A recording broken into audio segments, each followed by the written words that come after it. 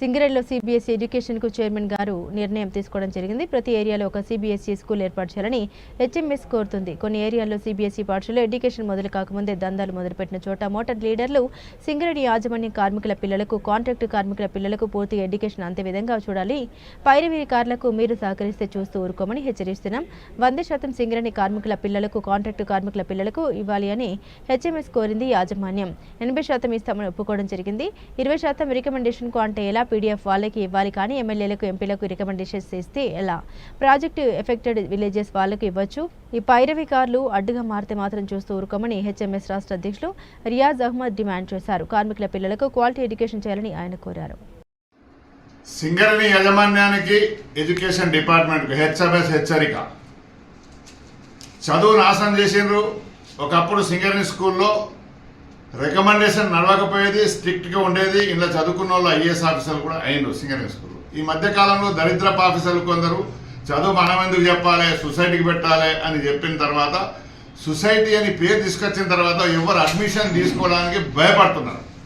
సింగరేణిలో అంత స్మాష్ అయిపోయింది ఎడ్యుకేషన్.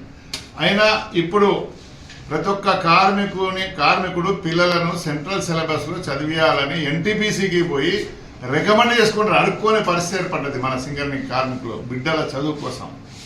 ఏదో మన అందరి డిమాండ్ మీద హెచ్ఎంఎస్తో పాటు అందరం ప్రయత్నం చేసినాం. బలరాం నాయక్ గారు కృషి చేసినారు.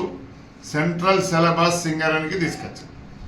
కానీ ఏదో విస్తారాకులో ఏదో పెట్టి ఒక లడ్డు పెట్టి అందరు పంచుకొని తినండి అన్నట్టు పెట్టిండ్రు. అది కరెక్ట్ కాదు. ప్రతి ఏరియాలో ఒక సెంట్రల్ సిలబస్, మనకు బిల్డింగ్స్ ఉన్నాయి, ప్రైవేట్ వాళ్ళకి అప్పచెప్పిన కట్టిన స్కూళ్ళు, అవన్నీ కబ్జా చేసుకోండి.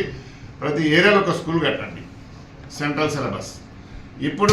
ఇప్పుడు మనకు రామగుండం రీజన్లో ఒకటి RG2కి ఇచ్చిండ్రు. అక్కడ కూడా దందాలు. ఏంటిది తమాషా చేస్తారా మీరు? దీంట్లో 80% మొత్తం 100% సింగరేణి కార్మికుల పిల్లలకే ఇవ్వాలి అని నేను అడిగితే 80% ఇస్తాం, 20% రికమెండేషన్ ఎవరు అంటే పీడీఎఫ్ అట. పీడీఎఫ్ వాళ్ళకు ఓకే, వాళ్ళకు కొంత ఇవ్వచ్చు. కానీ పొలిటికల్ లీడర్లకు, ఎమ్మెల్యేలకు, ఎంపీలకు, తర్వాత కార్పొరేటర్లకు, బుట్టి లీడర్లకు కూడా కొంత పర్సెంటేజ్ అట. భూ నిర్వాసులోనే కొంత పర్సెంటేజ్ అట. భూ నిర్వాసులు ఎక్కడున్నారు సార్? భూములు ఎప్పుడు తీసుకున్నారు మీరు? భూములు ఎప్పుడో తీసుకున్నారు, అయిపోయింది.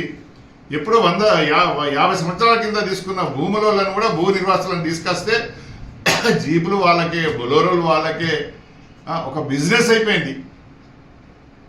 ఎడ్యుకేషన్లో కూడా వాళ్ళకి ఇస్తారండి. ఏంది ఇది? తమాషా చేస్తుందా? ఇది కరెక్ట్ పద్ధతి కాదు. మేము సీరియస్గా చెప్తున్నాం. మేము 45 రోజులు సమ్మె చేసి 5 స్కూళ్ళు సంపాదించుకున్నాం సింగరేణి కార్మిక సంఘాలం అన్నాడు. దాన్ని సర్వనాశం చేసిండ్రు. సర్వనాశం చేసి ఇప్పుడు ఏదో బలరాం నాయక్ గారు కష్టపడి ఒక తీసుకొచ్చారు, పర్మిషన్ తీసుకొచ్చారు. ఆ స్కూల్లో కూడా సిన్సియర్గా అపాయింట్ చేయాలి. ఇప్పటికే ఎమ్మెల్యేలు, ఎంపీలు, మినిస్టర్లు ఇంత కట్టొచ్చింది. ఎడ్యుకేషన్లో కూడా ఓకే, డిప్యుటేషన్లో దందా చేసిన పైసలు దండుకున్నారు, ట్రాన్స్ఫర్లో దందా చేసిన పైసలు దండుకున్నారు, మెడికల్ బాగా దందా చేసుకుని దండుకున్నారు.